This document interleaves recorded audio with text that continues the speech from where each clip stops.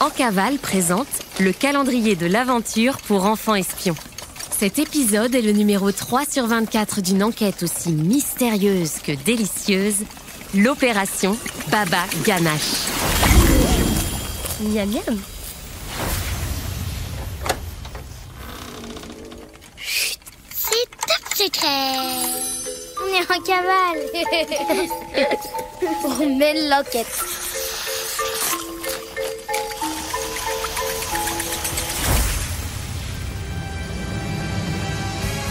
Astro et Polka, maintenant à l'intérieur de la fabrique gourmande, ont fait la rencontre de la duchesse de Sucrétine et ses valets, les Sucrétins. Leur mission, retrouver une malle contenant de mystérieux secrets avant que l'attaquant du premier gardien de la fabrique ne mette la main dessus. Grâce au code Gustus, A, symbole cupcake, et C, symbole sucette, les enfants espions leur ont permis d'arriver jusqu'au salon de thé, lieu de l'attaque.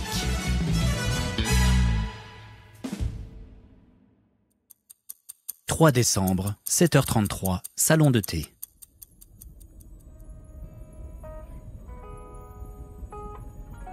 À l'intérieur du salon de thé chic et choc de Guimauve, il y a une drôle d'ambiance.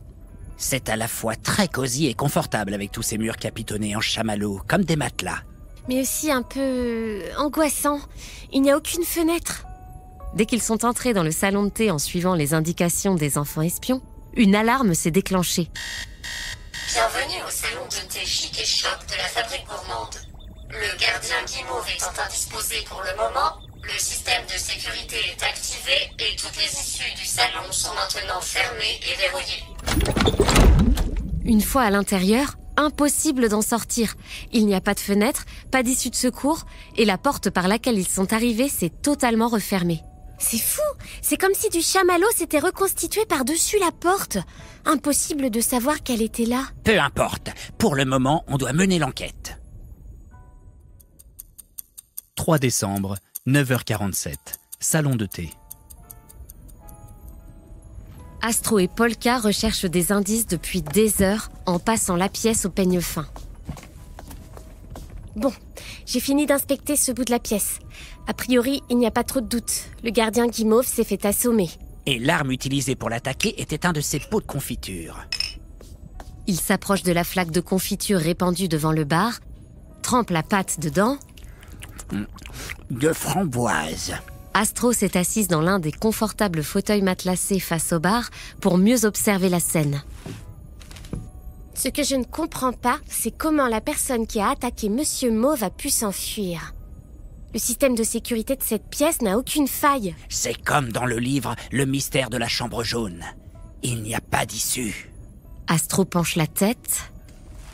À moins que... Oh, Polka, regarde! Derrière le comptoir! Polka s'approche d'elle pour regarder, tête de travers, la scène avec un peu de recul. Saperlipopette! Des traces de confiture sur le mur du fond. 3 décembre, 10h54, salon de thé. Encore.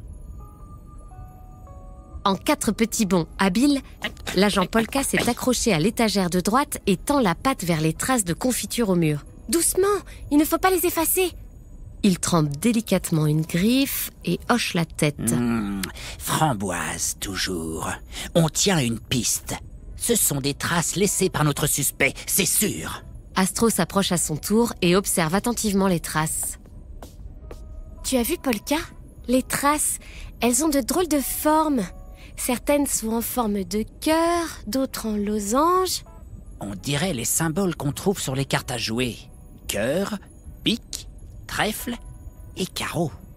Oui, c'est bien joli, mais ça ne nous dit pas du tout comment on va faire pour sortir de là. Et comment notre suspect a fait pour sortir d'ici. 3 décembre, 12h32, salon de thé. Toujours. Astro et Polka commencent à en avoir assez de tourner en rond dans cette pièce sans porte ni fenêtre. Un petit creux, agent Astro? Je meurs de faim. J'ai complètement perdu la notion du temps depuis qu'on est dans cette fabrique, mais ça fait des heures qu'on n'a rien avalé. C'est un comble pour un temple de la gourmandise comme celui-ci. Polka saute sur le comptoir et ouvre la grosse bonbonne pleine de chamallows pour en donner un à Astro, quand soudain, le tableau noir à gauche du comptoir commence à pivoter. Un passage secret! Derrière un mur amovible. Et comment tu as fait pour l'ouvrir? Polka se rapproche de la bonbonne à chamallows et bouge la poignée. Ce sont des commandes cachées. C'est comme ça que notre suspect est parti. Il faut ouvrir ce passage secret. Mais je ne peux pas l'ouvrir plus avec la bonbonnière. Polka et Astro s'arrêtent net et se tournent vers les empreintes pleines de confiture au mur.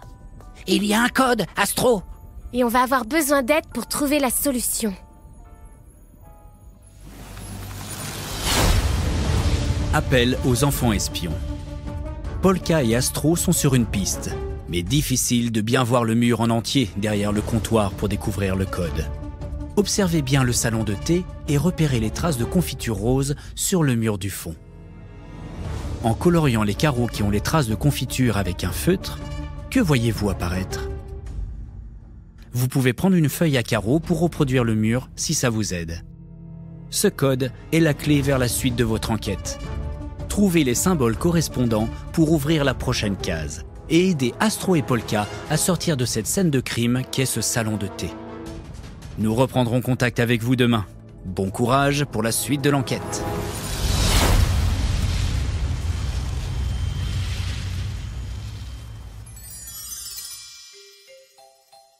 Bonjour les enfants espions, c'est Diane, la plus top secrète des chefs pâtissières. Aujourd'hui, nous allons parler de chocolat viennois. Un chocolat viennois n'est pas un simple chocolat chaud, car il s'accompagne d'une délicieuse crème chantilly. D'ailleurs, la chantilly, c'est quoi? Une crème fouettée à 35% de matière grasse, de préférence, avec un soupçon de sucre. Petit secret, pour encore plus de gourmandise, on peut y ajouter un peu de vanille de Madagascar. Et surtout quand on trempe ses lèvres dedans, ça fait de belles moustaches. Et avec un peu de chance, on en a même sur le bout du nez. Et ça, on trouve ça vraiment hyper rigolo.